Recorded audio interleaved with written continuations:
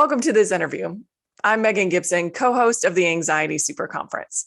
Today, I'm speaking with Dr. Maya Shetreat, a neurologist, herbalist, urban farmer, and the author of The Dirt Cure. Dr. Maya is the founder of the Train Institute, where she teaches earth-based programs for transformational healing, including professional training programs for psychedelic-assisted approaches. She works and studies with indigenous communities and healers from around the world and is a lifelong student of ethnobotany, plant healing, and the sacred. Dr. Maya, thank you so much for being with us today. Thank you so much for having me. So I'd love if you could begin by telling everybody a little bit about the story of your unconventional path in your career. You're a pediatric neurologist and you're also an herbalist and have extensively studied the gut and its impact on our health. So how did you get here and what have you learned about anxiety along the way? Well, I think that in our society, we are kind of expected to follow a certain kind of path or fit in a box. And I was never really that kind of person. So no matter how hard I try to fit into a box, I've always had to incorporate other things. And I don't always know how they're always going to come together, but they always seem to. I think I'll just incorporate how it has to do with anxiety as I go. Yeah. I think that there is a way in which trusting that process has become a real practice. So I could easily have gotten, and I have gotten very, disrupted by, well, where am I going? What's coming next? How does this have to do with it? I thought I was all of those things that we do to ourselves.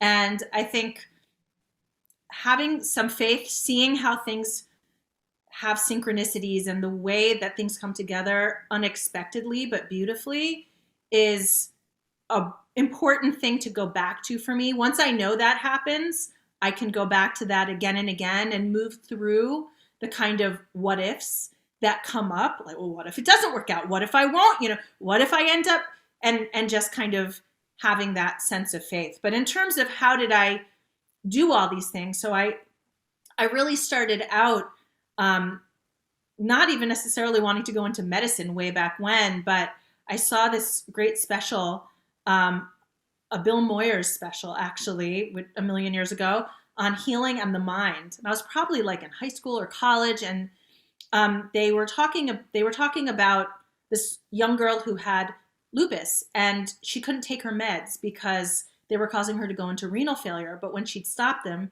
her lupus would flare. And so it was sort of a lose-lose. And I'm a big believer in how to create win-wins. And so I heard this story of they basically started to give her castor oil at every administration of her meds.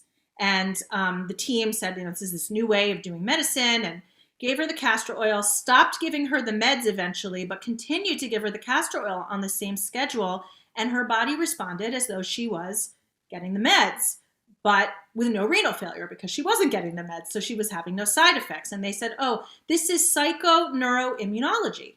And it's this new field of medicine. And I was like, great, that's what I want to do. Psychoneuroimmunology. I'm going to go to med school. I wrote an essay about it. They let me in, even though I was an English major, basically writing about alternative medicine. and I went through medical school and training, and, during that time got married and had babies and, was in this world of kind of having brainwashing happen, a kind of, there is a way that you have to see the world in conventional medicine. And ultimately, right as I was partway through my fellowship in adult and pediatric neurology, my youngest child, my son, got sick. And that took me on a whole journey into mold and food and allergies. And it ended up, being kind of the basis for my work and my book, The Dirt Cure. And I remember saying to somebody who had known me a long time, I said, I think I'm interested in integrative medicine. And she was like, I thought that's why you went to med school in the beginning, right? But it's like a decade later, all these things had happened. And suddenly there I was, ready to explore really different things. And, that has been an incredible process of seeing how people can heal not through conventional medicine, and where the deficits are, which I think we all know and can talk about, but where things like diet come into that, where things like experiences in nature come into that, how our experience with sunlight and music and creativity have to do with that, what really nourishes us. And ultimately, it took me even more deeply into studying my own indigenous lineage, learning with indigenous elders, working with not just plant medicines, but both together and separately, ritual, ceremony, and kind of the sacred. So it's been a really cool journey, and the journey continues always. And there are a million directions we can go in terms of how to apply this to anxiety. So I'll let you choose the way. Fantastic. I love it. Give me the responsibility. I relate to that so much. I did not go to any sort of medical school, but I wanted to be a meteorologist. And here I am, not anywhere near meteorology. So we all take different paths to where we end up, don't we? So I want to kind of back into it through history and start with kind of the brain science of it, because I've also heard you mention my favorite subject that I'm not smart enough to talk about, which is microglia. And I don't know if you're familiar with Donna Jackson Nakazawa's book. I think it's called The Angel and the Assassin, where she talks about microglia through like the whole book and the immunology of the brain. And so I don't want to get too far into the weeds for people, and they're like, whoa, too much science. But in talking about anxiety and immune responses and the way inflammation can occur in the body from mainly a brain perspective to start, I would love if you could kind of give us the layman's elementary explanation of how that system is all kind of how it works itself out. Well, yeah. So first of all, when I was in my training, we were taught the brain is in this inner sanctum that's not connected to anything else in the body. So anything going on in the rest of the body, there's this blood-brain barrier that sort of creates this protection zone for the brain. And while that's not false, it turns out actually that's also not true. And so there's really no way to just talk about the brain part of it. But, what you're talking about is microglia. So we think of brain cells as being neurons. Like, if you think, well, something's going on in my brain cells, you're going to think neurons. And that's sort of what we always thought were the cells in the brain. And we didn't think that the brain actually even had immune cells. But it turns out that there are these other cells called microglia, and they are nurse cells to the neurons. They are in a 3-to-1 ratio with neurons, meaning there are many more microglia than there are neurons. So they're a really important populating, cells in the brain as well. And the way that they're nurse cells is partly through things like being immune cells, right? Being part of the immune system, but they also do a lot of other things. They nourish and support the neurons. And so part of their job as both, as being nurse cells is that when they get activated in some way immunologically, and that can happen from anywhere in the body, not just in the nervous system. Right. You wouldn't have to have a brain infection for your microglia to get all, in action. Right. So, for example, you could have something going on in your gut, like you ate something that your body doesn't like. And there's a whole immune system in your gut, which we could get into. And I talk about in my book, The Dirt Cure, quite a bit.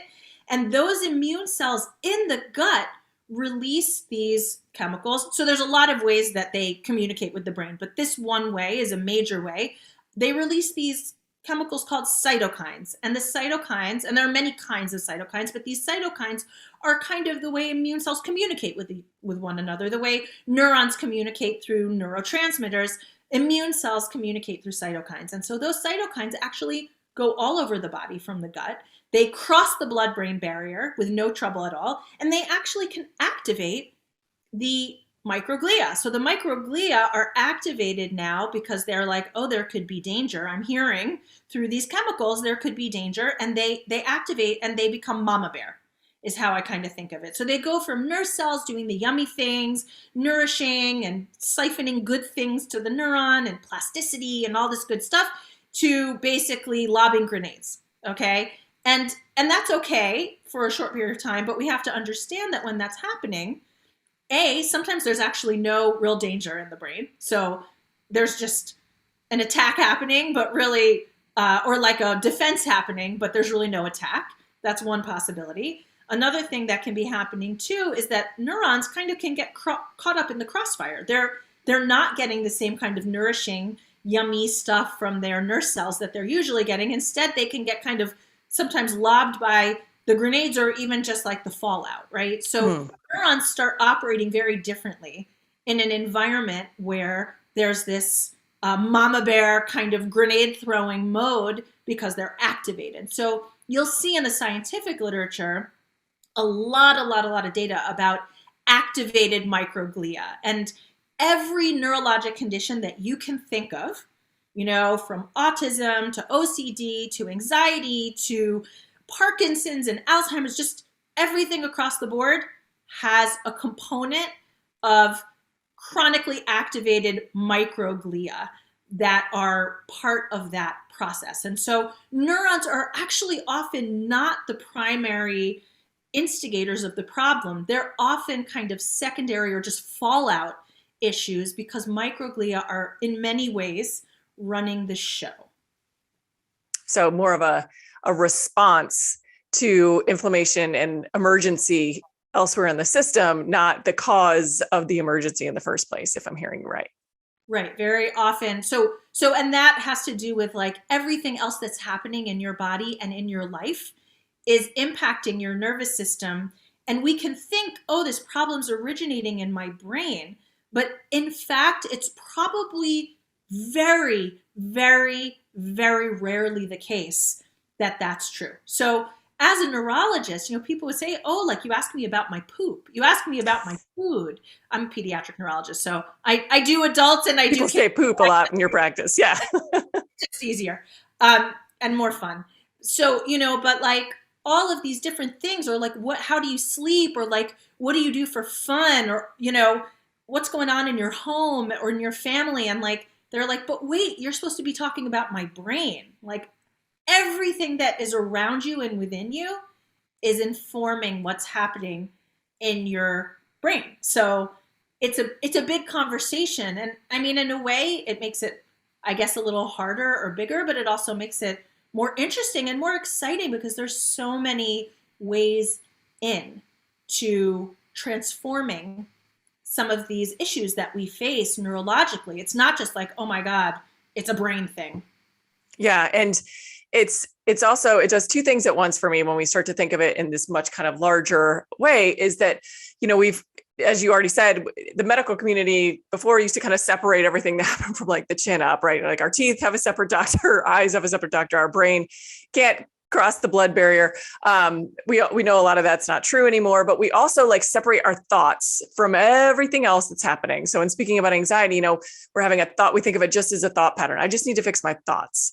And that's my anxiety. That's the problem, is the focus of my thoughts, right? So it's a thought problem when there's a whole sophisticated system that involves your gut and your diet and your nutrition and the food you eat and the stress you're under and the sleep you get, that's all impacting the entire cycle of the system and will also impact your thoughts as well. And your thoughts can have an impact on how your gut is functioning. And so for me, it both takes away my direct control responsibility. Like I cannot, like I surrender. I'm like, a lot of this is out of my control. Like I cannot physically control my microglia, no matter how much I try. Right. But I do have a lot of things that are in my control. And so I would love if you could shift kind of into the conversation of more what you were talking about, poop and diet and supplements and things like that, that are in your control and how they actually impact that sophisticated system of nervous system health and functioning. Yeah. So that, I'm not going to get too much in detail about like mitochondria, because I know that's like another, I personally can nerd out about this for, right, as you might imagine, for a long time. But, the interesting thing is that we're actually, our thoughts, which we think are ours and that we like create and, are related to the me of the whole scenario, we're really not a me, we're a we. And that's something we're understanding more and more. So we have, in our cells, every cell basically in the body has mitochondria, and these mitochondria actually evolved. I think by now it's a pretty well accepted theory that they evolved actually from bacteria. And part of how we know this is that, we have bacteria that live in our gut and on our body called our microbiome, about 3 to 5 pounds of organisms, microscopic organisms. Hopefully that doesn't make people feel stressed out, but this is actually really important, as you'll see, for our health and well-being. And those microbes that live in and on our body are in constant communication with our mitochondria and actually determine the health of our cells through conversation. And so, what I want to say about that is it's really important to think of ourselves as always being in conversation through our food, through our experiences in nature, through the microbes we're exposed to, through maybe the toxins we're exposed to, through the kind of people we're around. All of those things actually very much inform the health of our cells. And I'll give you even an example of people, right? I mean, we can talk about this from a lot of different angles, but if you're in a group setting with people, you're actually exchanging microbes. That is a good thing, generally. Believe it or not. I know that doesn't sound like a good thing, especially after the last 2 years, right? Right. But in fact, we were making a lot of progress on that topic until the last couple of years happened. But actually, there's a lot of data that the more diverse the organisms in your microbiome, in and on your body, the healthier you'll be. Why? Because the more organisms, the less likely one category of organism is going to grow out of control and take over or cause an infection or cause trouble. It's like there's a diversity balance that works itself out and nobody gets to dominate, right? Yes, exactly. So you want to have that diversity. And every time you're in an environment with other people or pets, or, I live in New York City, but I keep chickens, or I have a garden, and, all of those things, the people, the pets, the nature, the whatever it is actually contributing and shifting your microbiome and diversifying, hopefully, your microbiome so that you're never the same person that you were when you come out of a meeting of any kind, of a conversation, as you were when you went in. That's good. That's a good thing. And so that actually, those organisms in your body, when they're diverse and you're feeding them well, meaning you're eating diverse foods, okay, not always the same, or not, let's say, like a lot of processed foods, because that really feeds like only certain categories of organisms, and so the other ones kind of die off because they need to be fed well. And so it's really clear that the more diverse your diet, the more diverse the organisms in your gut and in your body. And again, that actually informs things like cravings. It informs things like anxiety. It informs things like sleep, like cognitive development and intelligence and memory and executive function and all the things that we think of as like, up here in like the control center. But actually a lot of it comes from all the other places. So that's really, really important. And what I really encourage, because people say, well, what diet do you think is the best diet? So in my book, in the Dirt Cure, like I actually go through a lot of foods. Every chapter is sort of, not every chapter is on food, but a lot of it kind of talks about those categories.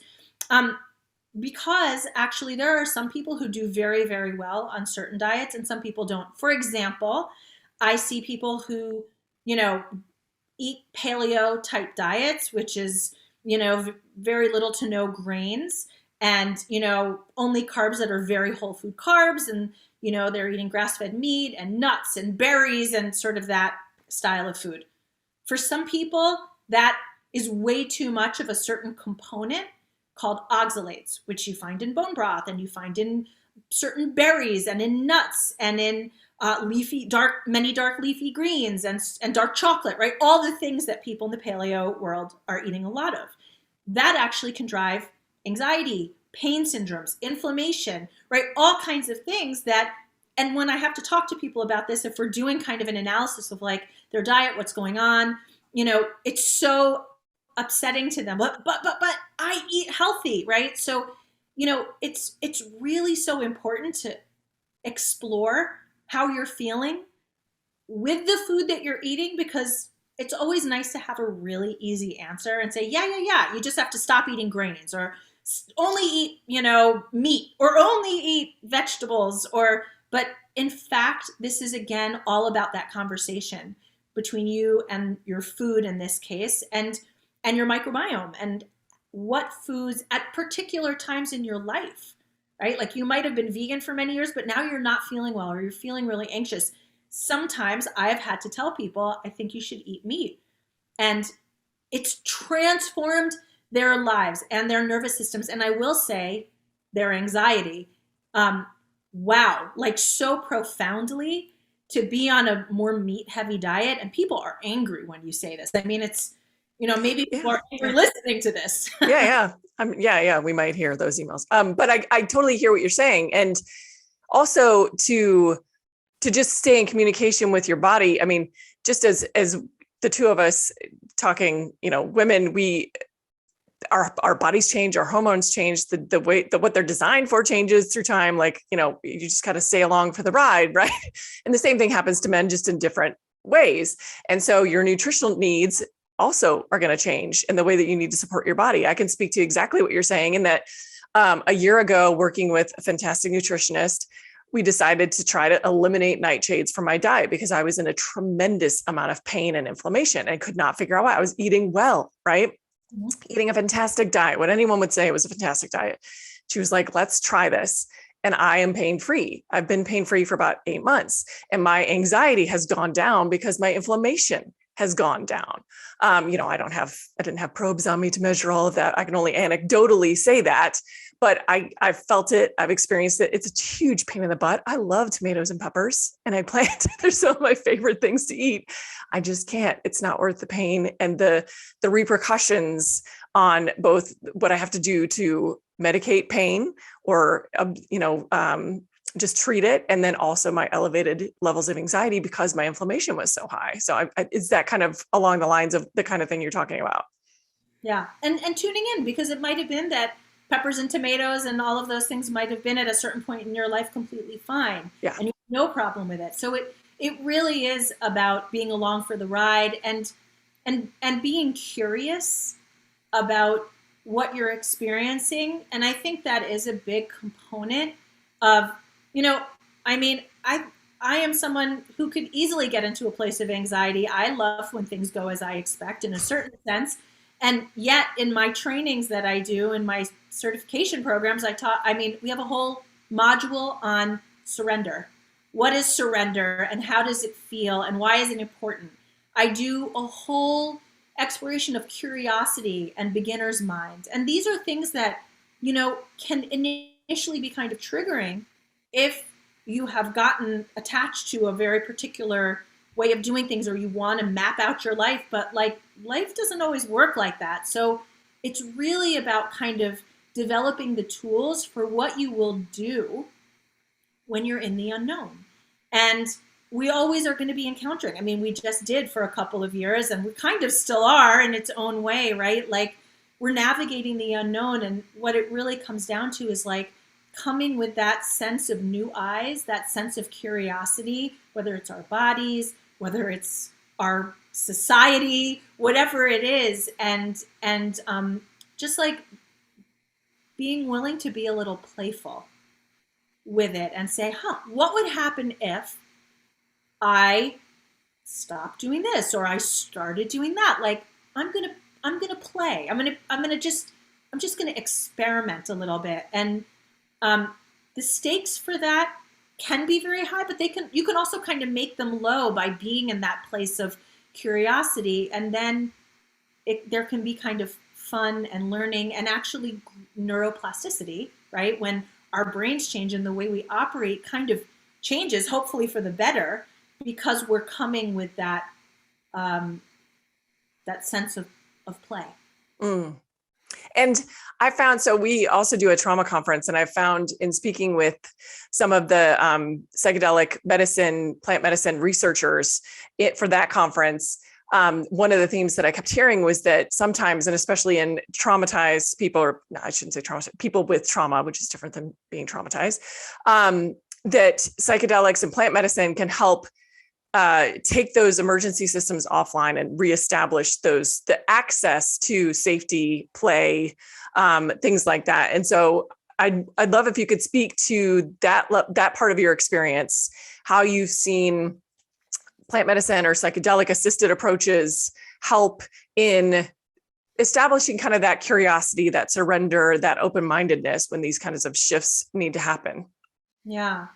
Well, so part of everything that we know about psychedelic neuroscience, any researcher will say, this is what we think we know.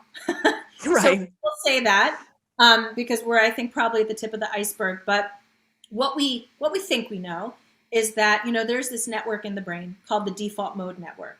And it's really kind of the me network.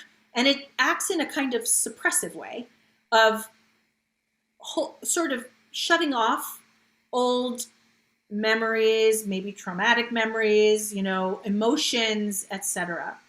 And one of the things it helps with, among many things, is something called predictive coding. Predictive coding is actually, so we think in every new situation that we're in, that we're seeing everything about that new situation. And in fact, that's not how our brains work at all. And the default mode network in certain ways facilitates that. What happens in a new situation is you pick out a few details and your brain fills in all the rest of the details based on old experiences that have happened before. Now, this is a fantastic survival mechanism because, if there's like a tiger about to pounce on you, you don't want to have to be like, oh, there's teeth. Oh, there's, ears. Right. Assembling information anew, right? Yeah. We don't have time for that, right? So great for survival, maybe not so great when you're not in survival mode, right? Because you're going in and maybe you had difficult experiences in the past, and now every experience you're sort of seeing through the lens of what's the danger here, when maybe there actually isn't really a danger there. Right? And you don't feel safe when actually you could and should feel safe. So one of the many benefits of psychedelic assisted therapy, which can be macro dosing, which we kind of think of as like the journey, the trip, that sort of thing, or micro dosing, which is, I coach a lot of people through those experiences where you actually don't have that altered experience, but you have over a period of time plasticity and shifts maybe in similar ways, where you actually can see things not through that lens of the old stories, right? The default mode network can kind of shift or go offline, certainly in macrodosing, where you have this opportunity, and it doesn't always feel great, I want to say, right. In the moment, right? For these, all these suppressed things, these old memories, maybe traumas, maybe just emotions and that you've repressed, kind of come back online, right? So default mode network is offline. These emotions are suddenly online, and you experience certain things that you're not usually paying attention to. And by doing so, can actually allow you to be in conversation with them. Back to that idea of being in conversation, right? These things that you've otherwise repressed. Again, you can't be in that all the time because that's going to make it very hard to operate. But you do want to be in it sometimes because, or in at least for some limited periods, so that you can sort of say, oh, you know what? That's old. That's not new. Like, I don't need to feel this way about this anymore. I have a new understanding. So one of the things that's happening is that. Another thing is parts of the brain that don't normally communicate on psychedelics or in plant medicines do communicate. So there's new networks that are formed, and that is plasticity of the brain, right? Your brain changes. And what we know after these experiences, particularly if people have more mystical experiences, but not only, is that there are a lot of connections that now happen that allow people to become more open-minded. So people actually might feel more empathy where before they didn't. They might feel more like caring. People who are actually, it's less likely if you've, let's say, taken psilocybin, according to studies, that you would abuse other people, that you would actually commit a petty crime even. Like, in other words, you're a better citizen, right? Potentially after having these experiences. Now, I do want to just, as a caveat, because people will say, well, everyone should do this and our leaders should do it and the world will be so good. Many of our leaders have done it. Many billionaires have done it. Many people in Silicon Valley do it. This is not like, it's not a guarantee.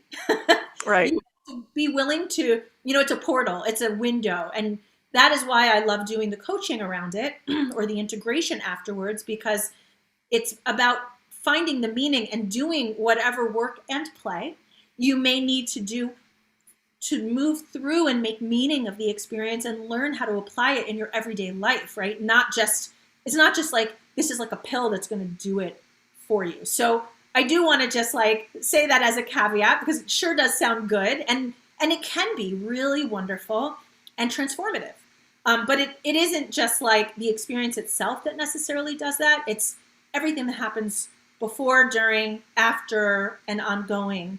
But absolutely, there's beautiful data for anxiety, OCD, major depression, addiction, and I mean like very severe addiction even, not just like, I don't know if we can call addiction like, more minor or more right. Yeah. But let's just say the full spectrum can be addressed. Eating disorders. I mean, the gamut, right? And of course, things like also dementia are being looked at now, and cluster headaches and migraine headaches. So there's a lot of really beautiful data. It remains to be seen as like decriminalization happens or legality, how people will access it and so on and so forth. But it's exciting. It's an exciting time because it's a whole medicine category of medicine with a capital M, not like the kind that, we kind of throw around in, hospitals. That's been around actually, we think probably since the beginning of time. I mean, we have, there are like temple drawings from, like forever, basically since the beginning of time, right? That are the cannabis, the mushrooms, the different things. And so, and I teach about this. I have courses on this, where I really go into the history as well. I'm glad that there's two things that you did that I'm so glad. I'm glad that you kind of responsibly set the container for psychedelic medicine, right? And said, like, I know I'm making it sound like we should just put it in the water supply, but it's not the magic answer, unfortunately, because what happens is each individual is going to have their own experience. And like you said, with all of the kind of the container and the responsibility of it and integration, et cetera, because what you don't have, which indigenous people and people for thousands of years have had it when they were using it, is all of the ritual and all of the context around it that have been developed for thousands of years, right? So totally separate process through a different lens and through a different kind of modality and delivery method, but still with a container in mind and a process and an integration and digestion, if you will, in mind, and the kind of the medical community of it and research, which is fantastic. And also the sensitivity of indigenous communities have been using these plant medicines since the beginning of time, right? And holding kind of both of those complexities. How do we, support science and support people and give them tools to help them, and also not take away tools from indigenous people that have had them for thousands and thousands of years?